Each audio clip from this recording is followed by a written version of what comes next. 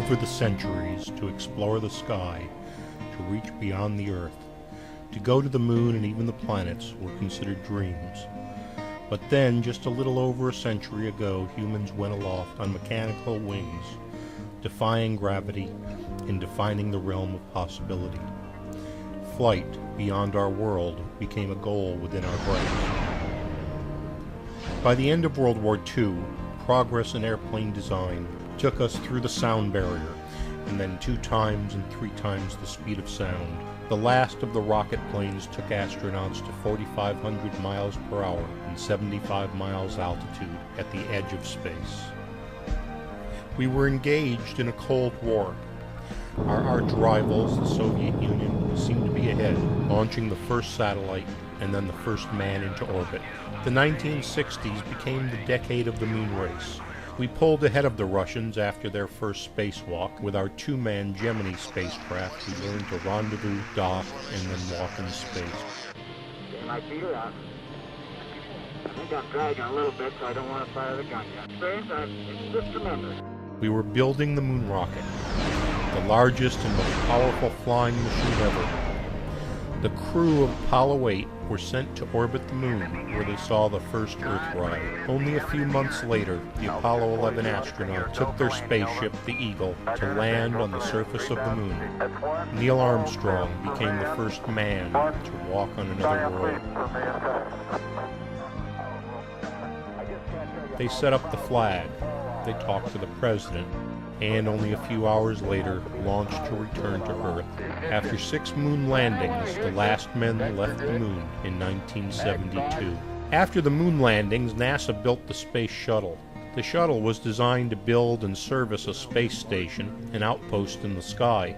First ideas for space stations went back to the 1860s. Since that time, there have been more than 100 different designs for space stations.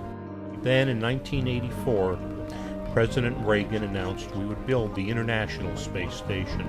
I was working for NASA, responsible for equipment flying on the shuttle, and I was asked to lead the architectural design of the new station modules. The U.S. had a space station for a short time after the moon program. The Skylab was made out of the 3rd stage of a moon rocket. It was huge. The modules of the new station would have to be much smaller to fit inside of the shuttle. We looked at how to lay out the interior according to a variety of different schemes. Universities and contractors contributed their ideas. Trade studies looked at equipment in the centers of the modules versus lining the exterior walls, integrated before launch or in packages that could be carried back and forth on the shuttle. We decided upon what we called the standard rack, about the size of a refrigerator, lining the floors, walls, and ceiling. Racks were needed so that in case of a puncture to the module wall, we could repair it. We did a variety of tests to make sure that even the pressure-suited astronaut could get behind the racks to fix any possible problem. I led negotiations with our Japanese and European partners to make sure they accepted our concept. By the early 1990s, the Russian Mir station had been in orbit for many years. When the Soviet Union collapsed, we were invited to purchase resources on the modules of the Mir for testing space station systems. This was called Phase 1 of the space station. We designed, built, and tested 2 tons of special lockers, bags, computers, electrical system, and payloads. We lived at the Baikonur Cosmodrome in 40 degree below zero temperatures, preparing our module to fly.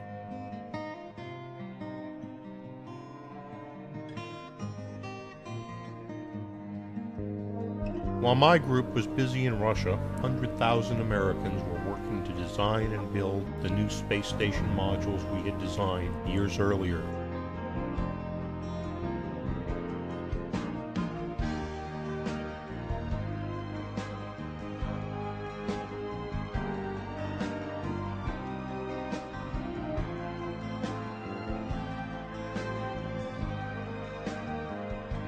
In 1998, the first module of the new space station launched from Baikonur.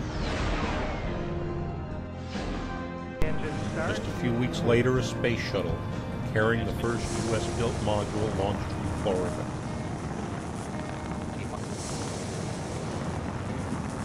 More than 75 launches over the next 12 years would still be needed to complete the station, but this was the start, the first Russian and US-built pieces meeting in orbit, 225 miles over the Earth, circling at 17,500 miles an hour, once around Earth every hour and a half. The remarkable shuttle would serve as the base for construction. Astronauts from the shuttle would do much of the initial setup and installation before the first astronauts took up residence on the station late in the year 2000. Although it had been 15 years since our work in laying out the design of the station, it was still exciting to see so many of our ideas built, launched, and then assembled in orbit. The standard racks, cargo transfer bags, computers, several of the systems I developed became the basis for so much of the work on the station. The standard rack you see here is being transferred from the shuttle's cargo bay to the US lab, and it holds one of our experiments from Mir, the gas metabolic analyzer, a 1,000-pound rack easily maneuvered into position where the astronauts can connect all of the utilities.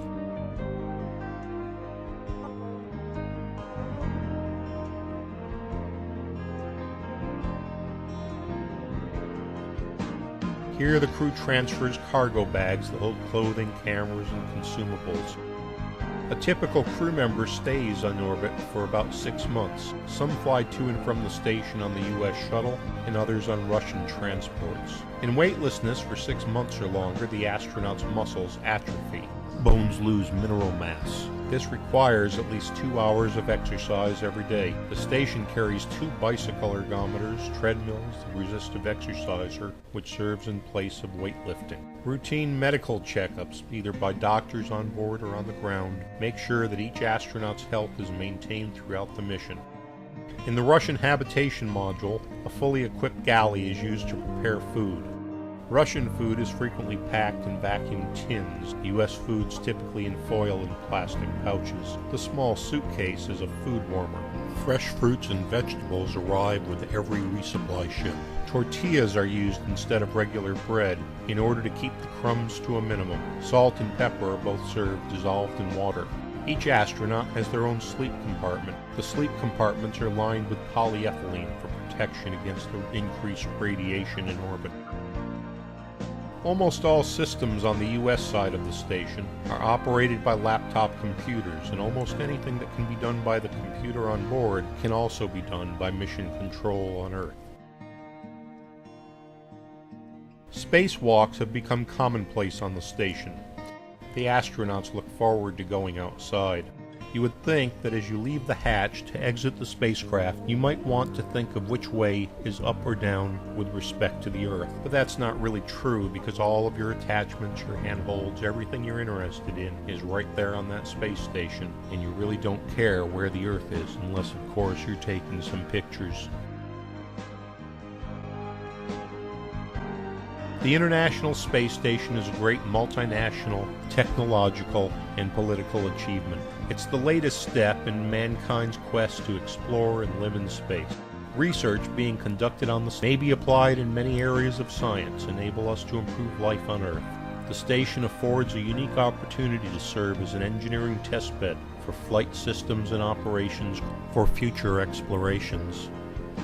This research will help enable human crews to venture through the increasingly longer missions and greater distances necessary to visit Earth's planetary neighbors.